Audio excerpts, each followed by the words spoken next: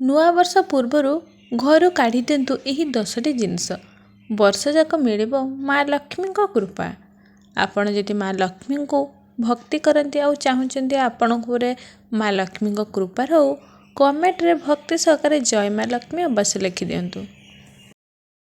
ନୂଆ ବର୍ଷ ନୂଆ ଆଶା ଓ ଉନ୍ନତି ଆଣୁ ବୋଲି ସଭିଙ୍କ ଇଚ୍ଛା। ତେବେ ନୂଆ ବର୍ଷ 2025କୁ ଆଉ ଅଳ୍ପ ଦିନ ବାକି। ନୂଆ ବର୍ଷରେ ମା ଲକ୍ଷ୍ମୀଙ୍କ କୃପା ଓ ଶୁଭଫଳ ପ୍ରାପ୍ତି ପାଇଁ ବାସ୍ତୁର କିଛି ନିୟମ ପ୍ରତି ଧ୍ୟାନ ଦିଅନ୍ତୁ, ନଚେତ୍ ଜୀବନରେ ସମସ୍ୟା ଦେଖା ଦେଇପାରେ। ବାସ୍ତୁ ଦୋଷ ମଧ୍ୟ ସୃଷ୍ଟି ହୋଇଥାଏ। ବାସ୍ତୁ ଅନୁଯାୟୀ ଘରେ ଥିବା କିଛି ଜିନିଷକୁ ନୂଆ ବର୍ଷ ପୂର୍ବରୁ ଘରୁ କାଢ଼ି ଫିଙ୍ଗି ଦିଅନ୍ତୁ। ଘରକୁ ପରିଷ୍କାର ରଖନ୍ତୁ।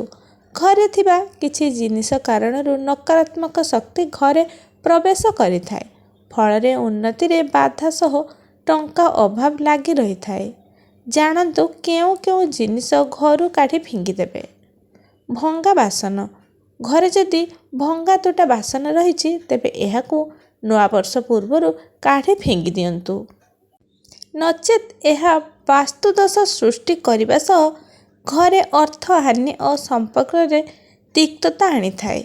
ଘରେ କଳହର କାରଣ ପାଲଟିଥାଏ। ପୁରୁଣା ଘଣ୍ଟା। ଘଣ୍ଟା ସମୟର ପ୍ରତୀକ। ଘରେ କଦାପି ଭଙ୍ଗା କିମ୍ବା ଖରାପ ହୋଇଯାଇଥିବା ଘଣ୍ଟା ରଖନ୍ତୁ ନାହିଁ। ଏହା ଜୀବନରେ ଉନ୍ନତିରେ ବାଧା ଆଣିଥାଏ। ଏହାକୁ ସଜାଡ଼ନ୍ତୁ କିମ୍ବା ଫିଙ୍ଗି ଦିଅନ୍ତୁ। ନକାରାତ୍ମକ ଫଟୋଚିତ୍ର।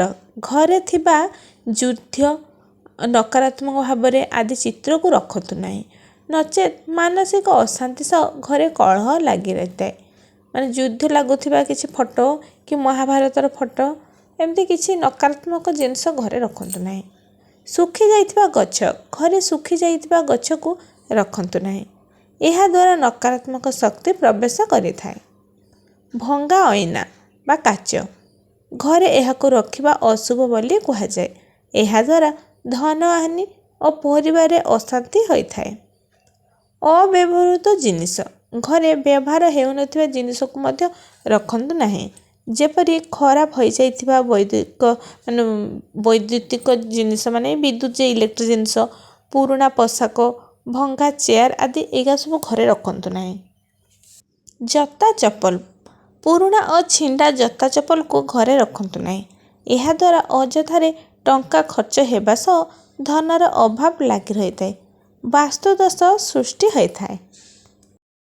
ଘରକୁ ନୂଆବର୍ଷ ପୂର୍ବରୁ ଭଲ ଭାବରେ ସଫା ରଖନ୍ତୁ, ନଚେତ୍ ନକାରାତ୍ମକ ଶକ୍ତି ପ୍ରବେଶ କରିଥାଏ। ପୁରୁଣା ଭଙ୍ଗା ବୈଦ୍ୟୁତିକ ଜିନିଷ ମଧ୍ୟ ଘରେ ରଖନ୍ତୁ ନାହିଁ। ଘରେ ଭଗବାନଙ୍କ ଭଙ୍ଗା ମୂର୍ତ୍ତି, ଚିରି ଯାଇଥିବା ଫଟୋ ଆଦି ରଖିବା ଅଶୁଭ। ତେଣୁ ଏହାକୁ ପାଣିରେ ବିସର୍ଜନ କରନ୍ତୁ।